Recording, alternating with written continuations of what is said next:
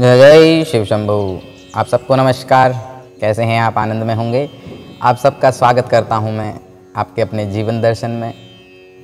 आज हम जीवन दर्शन में चर्चा करेंगे कि हम जिन्हें गुरु बनाते हैं, गुरु को का चयन करने से पहले हमें ये चीज़ें अपने गुरु में या फिर अपने जो सलाहकार, जो जीवन में कृष्ण जैसे सलाहकार को जब हम ढूंढने जा रहे हैं तो उसमें क्या क्या चीज़ें होनी चाहिए, वो आज चार श्लोक हम लेंगे गीता के 5वें अध्याय के।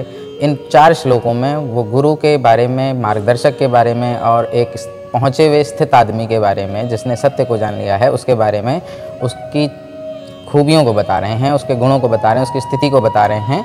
तो आज हम जानेंगे 5वें अध्याय के 18वें श्लोक से लेकर 22वें श्लोक तक। अब इन 4 श्लोकों में वो एक श्लोक में बता रहे हैं कि वो उसकी दृष्टि कैसी होनी चाहिए, एक में उसकी स्थिति, मन की स्थिति बता रहे हैं, एक श्लोक में वो बता रहे हैं सुख और दुख में उनका क्या नज़रिया होता है, एक श्लोक में वो बता रहे हैं कि बाहर के भौतिक चीज़ों को लेकर उनकी क्या दृष्टि होती है।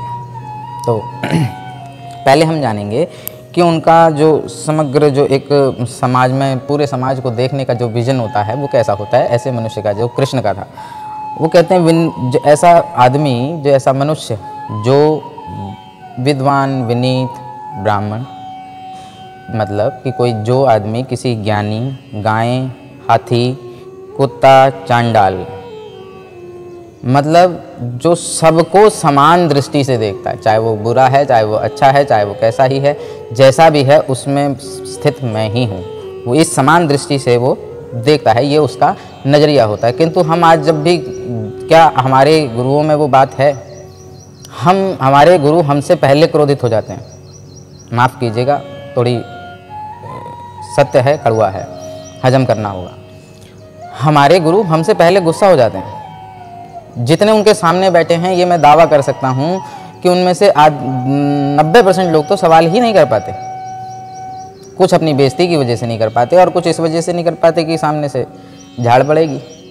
आए थे कुछ अच्छा सुनने और यहाँ से सुन के फिर बुला चले जाएंगे, मूड खराब हो जाएगा। इस डर से आधे लोग तो साफ प्रश्न ही नहीं करते। गुरुजन लगे लताड़ने में, दे लताड़। कहाँ सीखेगा वो? क्या सीखेगा वो? और वो जो भी सीखेगा ना सीखे, लेकिन जो लताड़ रहा है फिर उसने समदृष्टि, समभाव क्या देखा? तो अगली बार जब आप जाएं गुरुजन के आगे तो देखें, क्रोध ना हो, संभाव हो, वो आपके भीतर जो आप हैं उनको देख पा रहे हैं आपके भीतर, ये उनका नज़रिया होगा। उसके बाद वो कहते हैं कि जिसका मन मतलब जिसके टोटल जो विचार निकल रहे हैं मुंह से, जिसके मुंह से जो भी निकल रहा है, जिस पुरुष के मुंह से, जिसको हम ज्ञानी कह रहे हैं, जिसको हम गुरु कह रहे हैं, वो हमें जो भी बता रहा है वो मैं से बता रहा है या एकत्व होकर बता रहा है? वो पर्सनल मैं करके सबका अलग करके बता रहा है या एकत्व, सब में एकत्व में स्थित होकर बता रहा है कि मैं ही तुम्हारे भीतर बुरा करने वाला भी हूँ और मैं ही तुम्हारे भीतर भला करने वाला भी हूँ। तुम तो करता ही नहीं हो। क्या किसी ने कहा? भले की तो जिम्मेदारी वो ले लेते हैं कि भला तो तुम जो कर रहे हो मैं करवा रहा हूँ। तो जी, जब भला आप करवा रहे थे तो बुरा भी तो आप ही करवाने वाले हो, क्योंकि करता तो मैं हूँ ही नहीं। और जब आप ही करवाने वाले हो तो फिर गुस्सा काहेगा हमसे? आप प्यार से भी समझाया, जैसे एक छोटे बच्चे को हम 10 चीज़ें सिखाने जाते हैं और चिल्लाते हैं, उसके ऊपर डांटते हैं, वो उसके भीतर से एक वो चेतना की आवाज़ होती है। आपने भी सोचा है क्यों चिल्ला रहे हो भाई? यही बात प्यार से समझा दो। तो हमें ये देखना होगा कि सामने जो हमें ज्ञान दे रहा है वो एकत्व में स्थित है या नहीं, क्योंकि यहाँ पे कृष्ण कह रहे हैं जिसका मन एकत्व में, समता में स्थित है, उन्होंने जन्म और तथा मृत्यु के बंधनों को पहले ही जीत लिया। वो इस जन्म और मृत्यु से नहीं घबरा रहे। वो ये नहीं घबरा रहे ये तुमने ये पृथ्वी मेरी खराब कर दी, तुमने यहाँ सब गंदगी फैला दी, तुमने ये कर दिया, तुमने वो कर दी। इसके पीछे नहीं पड़ेंगे वो, क्योंकि उन्होंने जन्म और मृत्यु के बंधन को पहले ही जीत लिया होता है। वे ब्रह्म के समान निर्दोष हैं। कृष्ण कह रहे हैं कि वो ऐसा पुरुष ब्रह्म के समान निर्दोष है। तभी कृष्ण कहते हैं मेरी शरण आ जा, क्योंकि वो उस एकत्व में, उस आत्म में, ब्रह्म यानी आत्मा में स्थित हैं। आत्मा में मैं आत्मा हूँ। आत्मा में स्थित होना क्या है ये दृढ़ हो जाना, आपके बुद्धि में भी और आपके कर्मों से भी हर तरफ से ये दृढ़ हो जाना कि मैं आत्मा हूँ और ये शरीर मेरा है, मेरी प्रकृति है, इसको मैं चलाने वाला हूँ। बस मुझे कुछ चाहिए नहीं, जो चाहिए इस शरीर को चाहिए, तो इसके लिए इसको जितना चाहिए उतने के लिए मैं काम करता हूँ, बाकी समय सेवा करता हूँ। अगर मैं बाकी समय भी कुछ सेवा नहीं मिल रही, मैं काम ही कर रहा हूँ, अपना बिजनेस ही कर रहा हूँ, अपनी नौकरी ही कर रहा हूँ और ज़्यादा खूब सारा कमा रहा हूँ, तो वो जो कमाई है उसको मैं दान कर दूँ।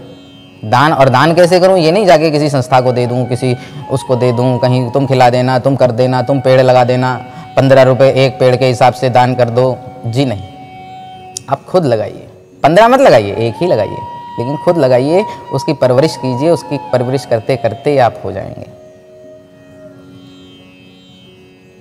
तो कह रहे हैं ऐसा पुरुष ब्रह्म के समान निर्दोष होता है और सदा ब्रह्म में ही स्थित रहता है।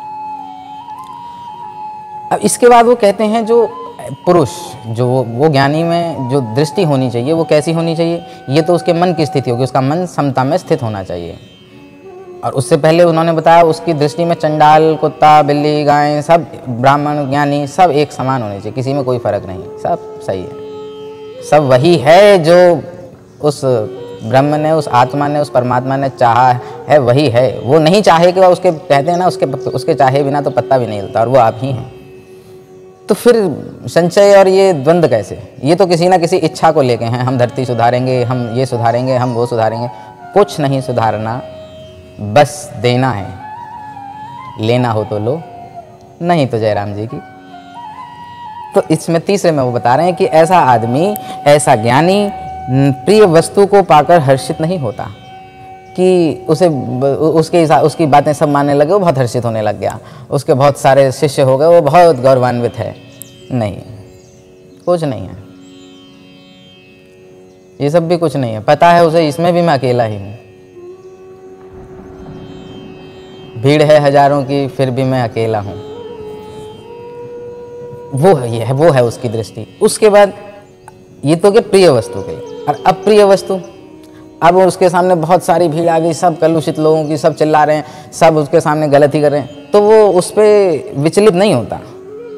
वो कह रहे हैं वो उसमें भी विचलित नहीं होता, कहते ठीक है, ये भी तो मैं ही चाहता हूँ, तभी ये कर पा रहे हैं, वरना कहाँ कर पाएंगे। यही था शांति का बुद्ध का राज, यही था शांति का मीरा का राज, यही था कबीर का, यही था नानक का, यही था राम का, यही था कृष्ण का, कि ना उन्हें कोई प्रिय वस्तु पाकर वो इतने खुश होते थे, और ना ही कोई दुख आ जाए तो वो विचलित होते थे। ये है संभाव, ये है आनंद में आ जाना, सुख और दुख के परे हो जाना।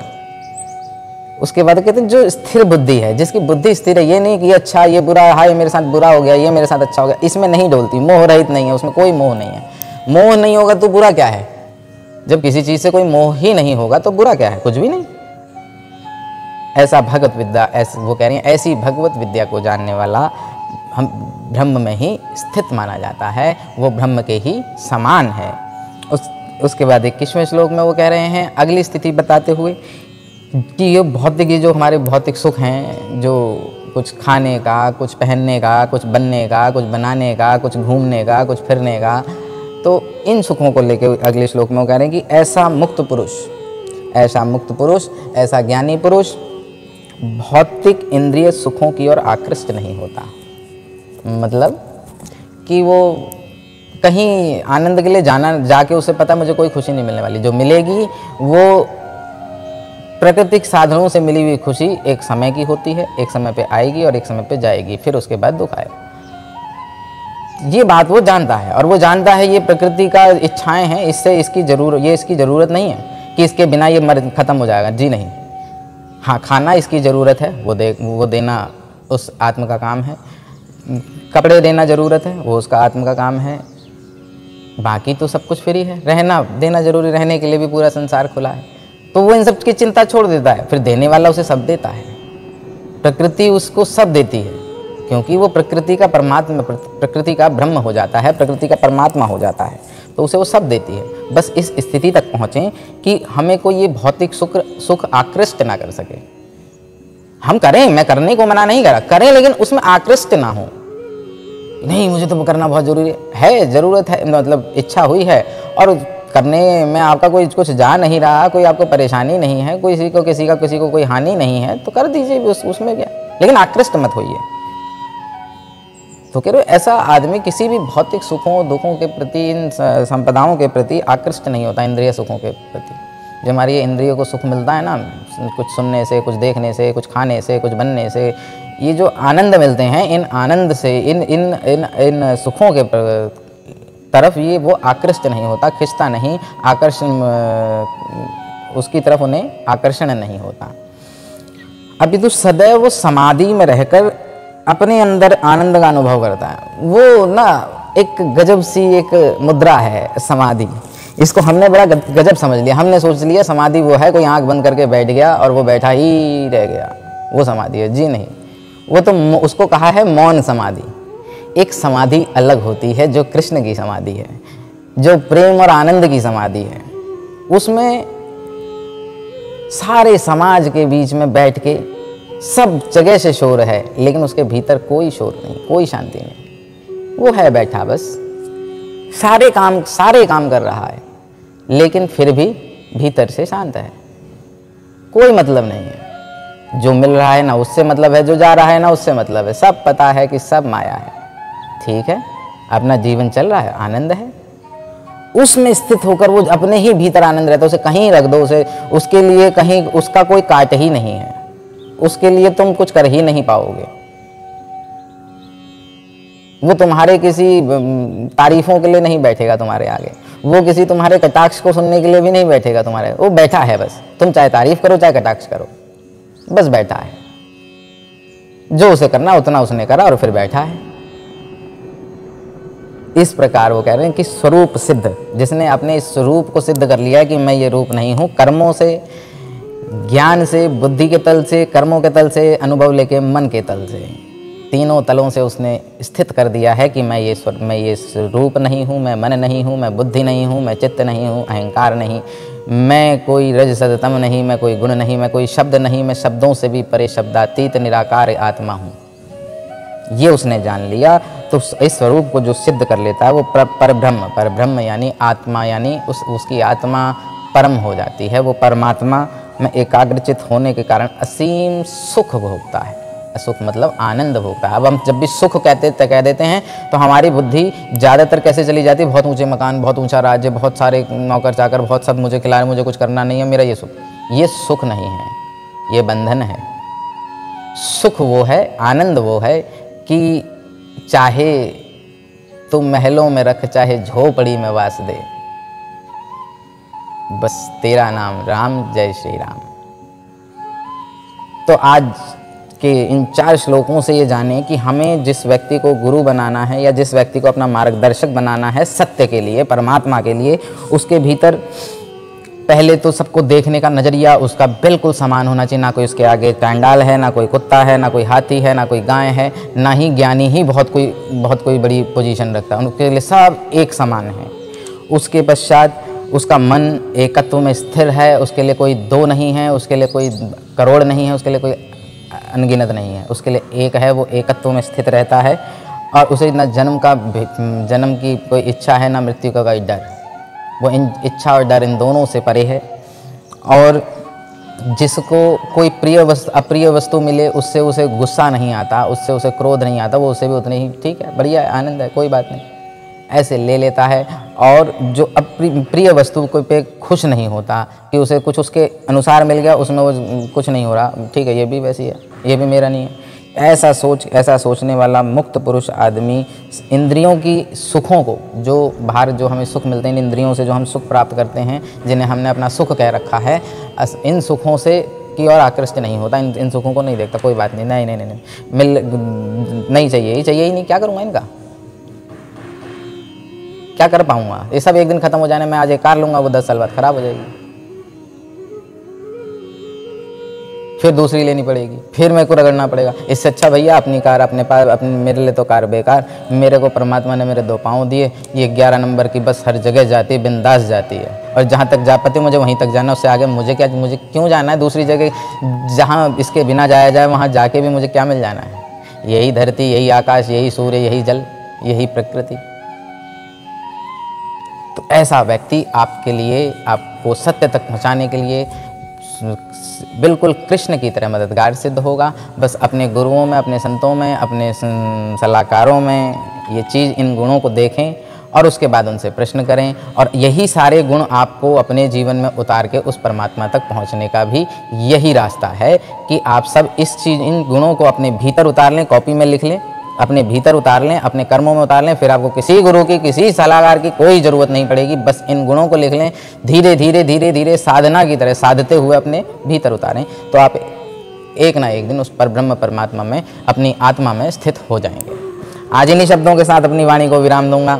अगर आपको कुछ अच्छा मर्म दे पाया हूँ तो सब्सक्राइब कर लें, अन्यथा कोई बात नहीं। जय श्री राम। और सही अगर पसंद आया हो तो अपने दोस्तों के साथ शेयर करें, क्योंकि दुख बांटने से बढ़ता है, आनंद बांटने से बढ़ता है, दुख बांटने से कम होता है। और इन्हीं शब्दों के साथ आज अपनी वाणी को विराम दूंगा। आपसे कल नए श्लोकों में फिर से मुलाकात होगी। तब तक आनंद में रहें, मंगल में रहें, इसी कामना के साथ जय श्री कृष्ण। हर हर महादेव।